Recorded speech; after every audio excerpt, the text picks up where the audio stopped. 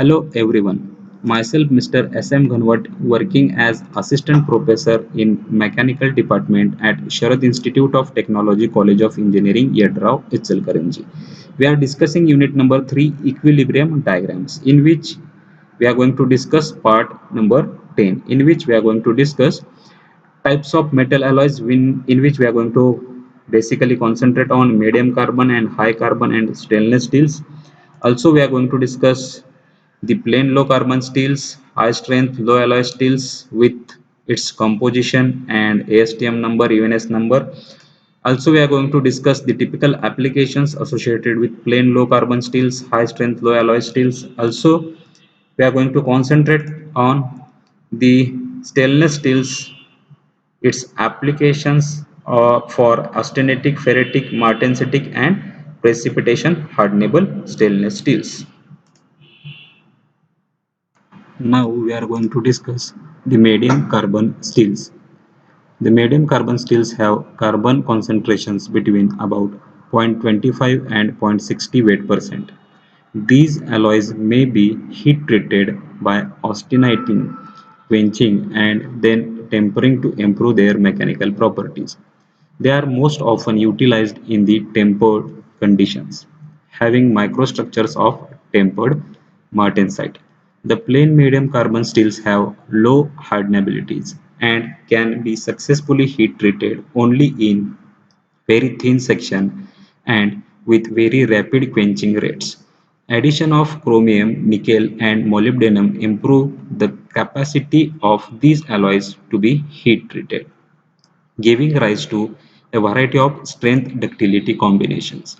These heat treated alloys are stronger than the low carbon steels but at a sacrifice of ductility and toughness. Applications include railway wheels and tracks, gears, crankshafts, and other machine parts, and high-strength structural components, calling for a combination of high strength, wear resistance, and toughness. The combinations of several of these alloyed medium carbon steels are we are going to discuss some.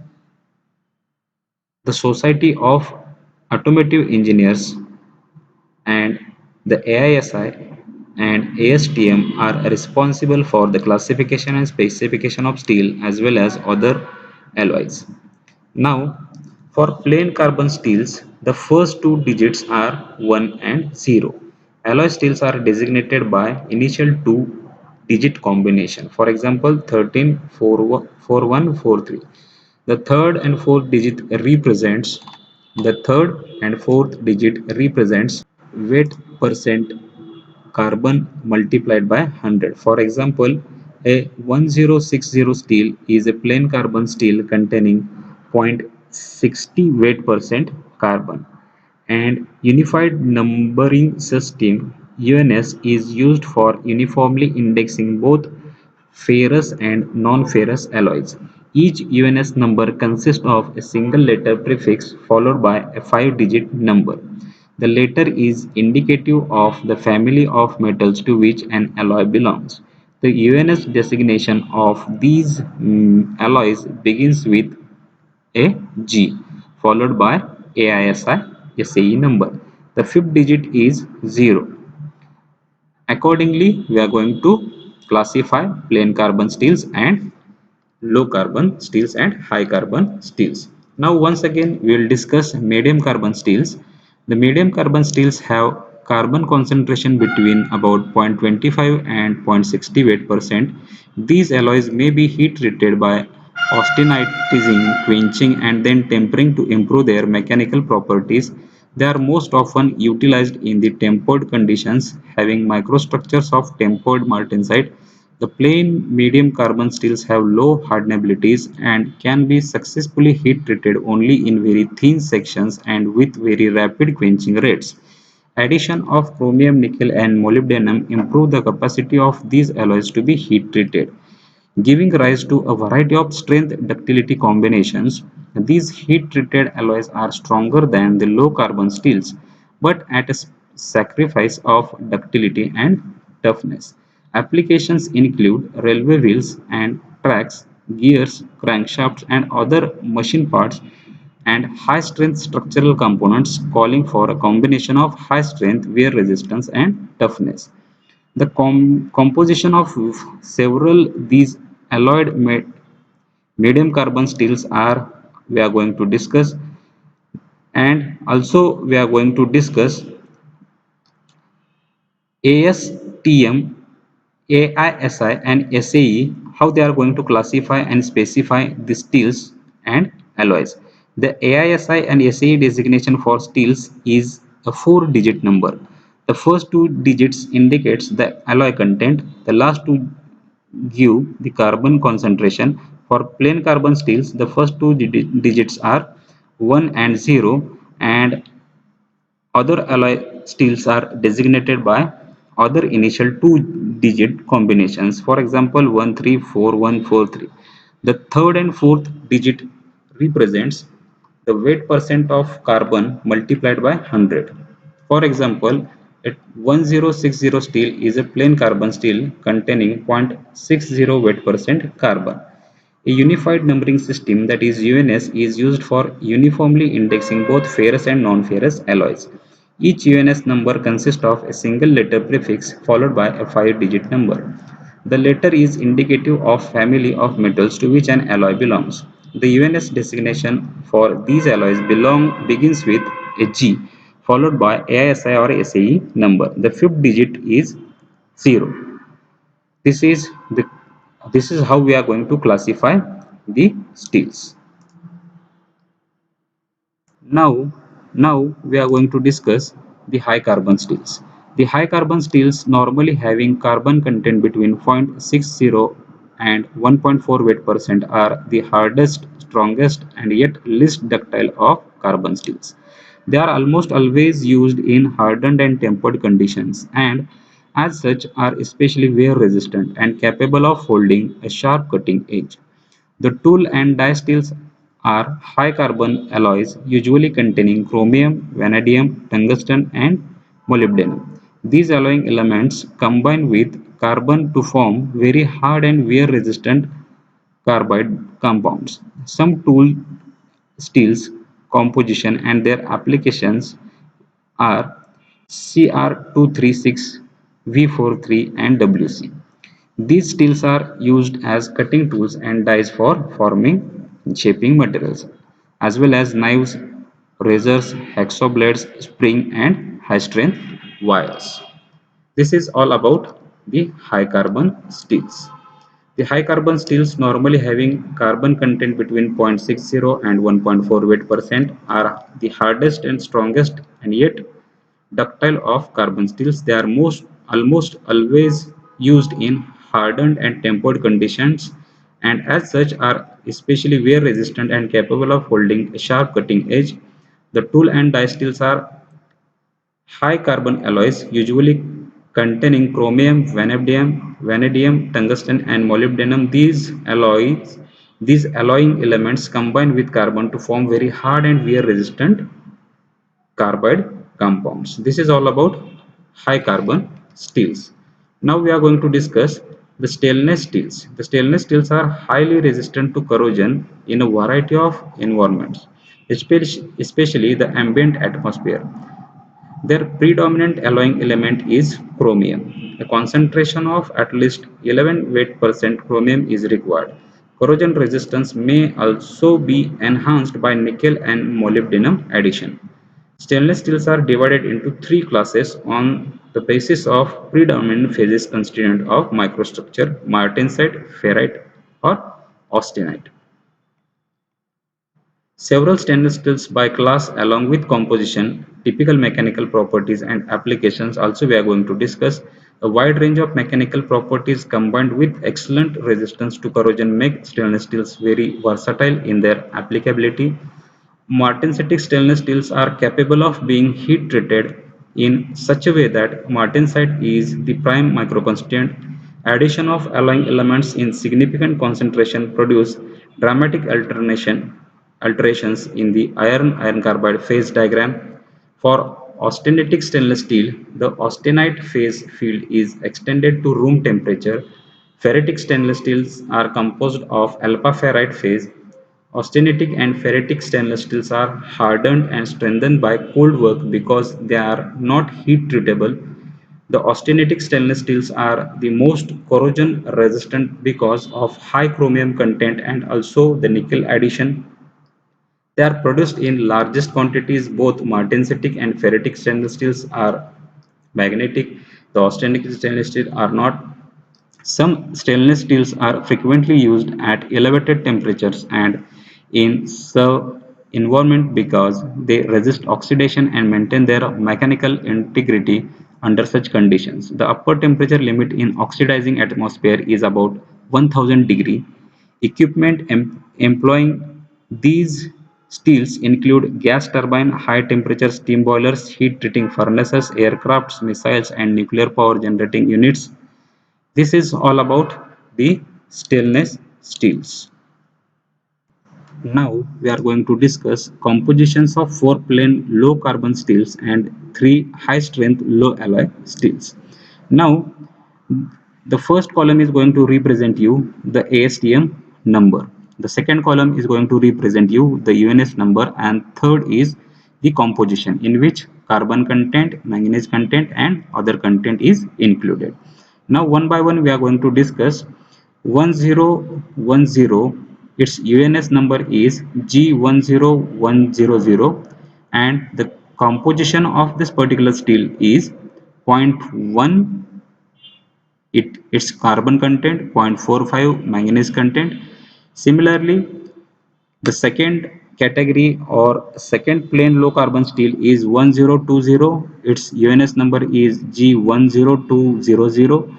The carbon content associated with this particular steel is 0.20 and manganese content is 0.45. Now the ASTM number for third is A36.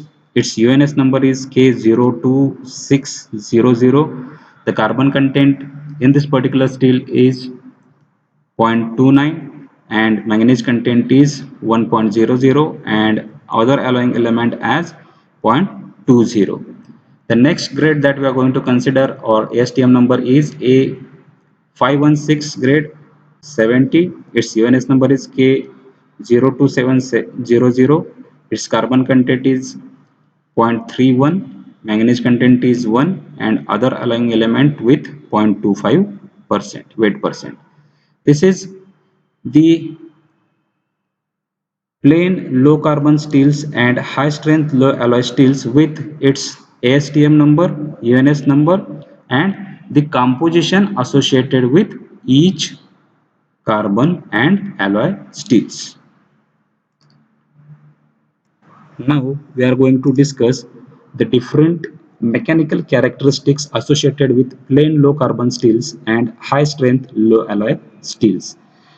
The first column is going to indicate you the ASTM number. The second is associated with tensile strength. Third is associated with yield strength. Fourth one is associated with ductility percentage elongation in 50 mm and its typical application. The first plain low carbon steel that we are going to discuss is 1010. Its tensile strength is 325 MPa, its yield strength is 180 and its ductility, that is percentage elongation, is 28, and the typical application associated with 1010 are automobile panels, nails and wires. The second plain low carbon steel that we are going to discuss is 1020. Its tensile strength is 380 MPa, yield strength is 210 MPa and its ductility is 25. And the typical application associated with 1020 are pipe, structural and sheet steels. The third plain low carbon steel that we are going to discuss is A36. The tensile strength associated with it is 400 MPa, yield strength is 220 MPa and the ductility is 23, and the typical application for A36 is structural, that is bridges and building. Now next plain low carbon steel that we are going to discuss is A516 grade 70. Its tensile strength is 485, yield strength is 260, ductility associated with it is 21 and the typical applications are low temperature pressure vessels. they are utilized. Now we are going to discuss high strength low alloy steels, in which the first that we are going to discuss is A440. Its table is going to show you its tensile strength, yield strength, ductility, and typical application. A440 is basically utilized for the applications in which structures that are bolted and riveted. For that application, we are going to utilize A440. A633 grade E is basically utilized for structures used at low ambient temperatures, and A656 grade 1 we have tensile strength, yield strength, ductility, and these are basically utilized for truck frames and railway cars. These are the mechanical characteristics associated with plain low carbon steel and high strength low alloy steels. Now we are going to discuss the designation, composition, mechanical properties, and typical applications for austenitic, ferritic, martensitic, and precipitation hardenable stainless steel. The table is going to show you the AISI number, UNS number, composition in weight percent, the condition for that particular material, mechanical properties, and the typical application. One by one, we are going to discuss the stainless steels. 409 has got the condition that is annealed. Its mechanical properties are 380 MPa. It is its tensile strength. 205 is yield strength, and ductility is 20. And the typical application for this ferritic stainless steel are automotive exhaust components, tank for agricultural sprays. These are the applications associated with the ferritic 409 stainless steel. The second ferritic steel that we are going to discuss is 446.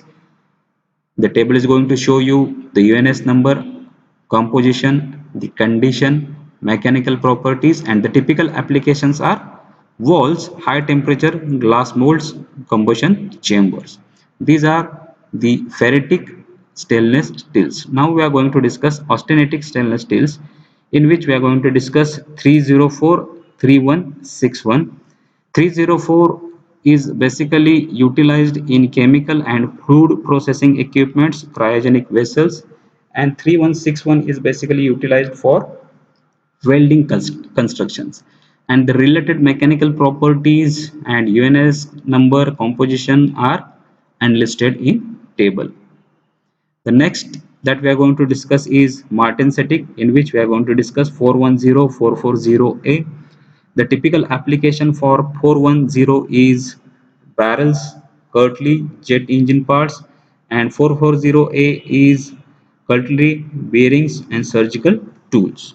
And the last that we are going to discuss is precipitation hardenable stainless steel, in which we are going to discuss 177 pH. The properties associated with it are enlisted in the table, and the typical application associated with this is springs, knives, and pressure vessel. This is all about the designation, composition, mechanical properties, and typical applications of austenitic, ferritic, martensitic, and precipitation hardenable stainless steels. Now we are going to see the reference part. For this session, the reference is William D. Callister Jr., David G. Rathwich, Material Science and Engineering, an Introduction. For further reading, you can refer this particular reference book for Introduction to Material Science and Engineering. Thank you.